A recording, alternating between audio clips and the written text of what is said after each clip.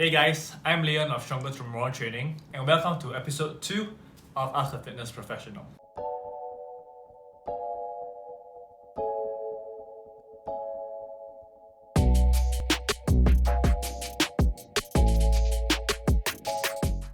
Today, we got a bunch of your burning questions and you can read them here first before we go through them in the video.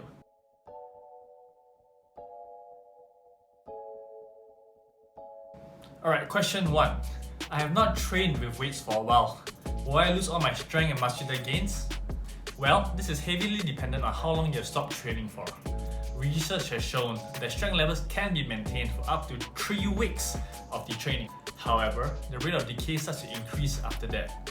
So, what this means for you out there is that if you stop training for 3 weeks or more, it's time to buck up. Also remember that there's this phenomenon called muscle memory. This means that it is relatively easier for you to gain back lost muscle and strength as compared to training them up all over again. In another study, a group of women stopped training for 30 weeks. This was after 20 weeks of training. As a result, all of these women lost maximal strength and muscle size. And retraining for as short as 6 weeks brought them back to train levels. So don't worry too much. If you stop training for a while, it's very easy or relatively easy for you to get back to a trained state by just putting in effort in the gym. If you'd like to prevent or minimize this drop in your training state, what you can do is just keep working out now. I know you don't have your favorite machines or barbells or dumbbells, but you can make do with some bodyweight exercises as simple as doing things like push-ups, pull-ups, squats, lunges, and so on. So, don't be lazy and start training. Next question. I'm a complete beginner and I want to start working out, but I'm really scared that it might be too tough for me. So, how do you suggest I start? Firstly, good job on you for trying to make a change. But do see a doctor if you had any health complications before to make sure that you're ready for exercise. Once you're cleared for exercise, I would suggest starting things really slowly. Right? A lot of people make the mistake of trying to do too much, too fast, and then they risk burning out or they can't sustain that level of effort. It's going to be very difficult for you if you're a couch potato for like 10-20 years and you suddenly want to make a 180-degree turn to become fitter and healthier. From the couch to running every day and eating chicken and broccoli every day is a big change, and most of us can't sustain that level of change. So, take things slow. My exercise recommendations will be to start with low intensity and low impact stretching and activation exercise first. This can be slow yoga, walking, or slow swimming. After a week, if you feel good, you can start to increase the intensity or the frequency of exercise. If you have been doing walks for about 10-20 minutes, start to increase it to 30-40 minutes. If you've been doing 40-50 minutes, start to do that for 1 hour, right? And if that's still too easy for you, start to do a light jog or start to incorporate some bodyweight exercises to your routine like squats, kneeling push-ups, and so on. Aim for slow and steady progress. You won't be able to make up for your many years of inactivity with just 1 month of activity. Aim to improve bit by bit, week by week, and then you start to develop good habits that can help you more in the long run. So question 3 is a fun question to answer. Why does my friend eat so much but never gain weight? Right? Is it her genetics? One study with over 900 subjects found that there was a certain gene, CAMD2, that was found in a high rate frequency in those who were obese compared to those who were not. And in obese mice, when you took out this particular gene, the mice had less fat and improved insulin sensitivity. But the study also concluded that only a small percentage of weight variation could be attributed to the genetic scores of all these subjects, meaning that genetic factors only had a small percentage to play when it came to determining the overall weight of these subjects. Another study recruited thin and healthy individuals and compared their genetics to those of severely overweight individuals. It also found that thinness, like obesity, was a heritable trait. However, the study acknowledges that its participants fit a really specific criteria, so the results cannot be just extrapolated into the general population, and that there are other factors, genetic and otherwise, that contributes to thinness. So, you can't blame it totally on genetics. She might have better genes than you, but there are also several other factors, genetics and environmental, that contribute to overall thinness or fatness. Okay, question 4. Another question that I get all the time. Why can't I be diet and be happy at the same time? Coach, I want to eat my cake, drink my bubble tea and still lose weight. Tell me how. All this boils down to a deeper question of what makes you truly happy.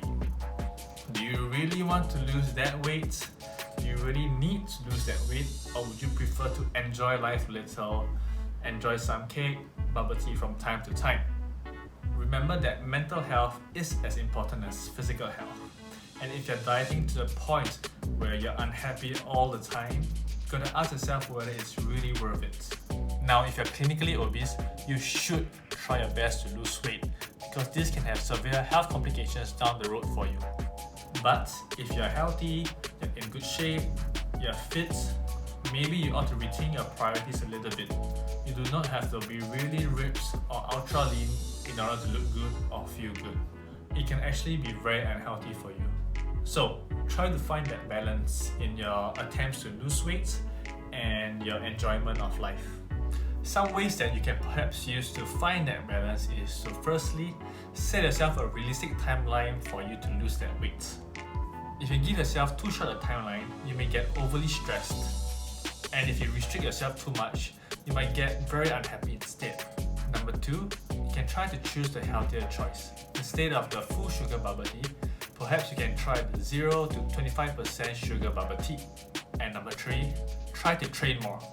The more you train and the more calories you burn, the more extra food you can afford to eat. And the last question we have for the day is, why do people hire fitness trainers? They can learn everything on the net. Some of you, I understand, are very passionate and resourceful individuals who don't mind pouring through articles, YouTube videos and forums to research and find out everything you can about training.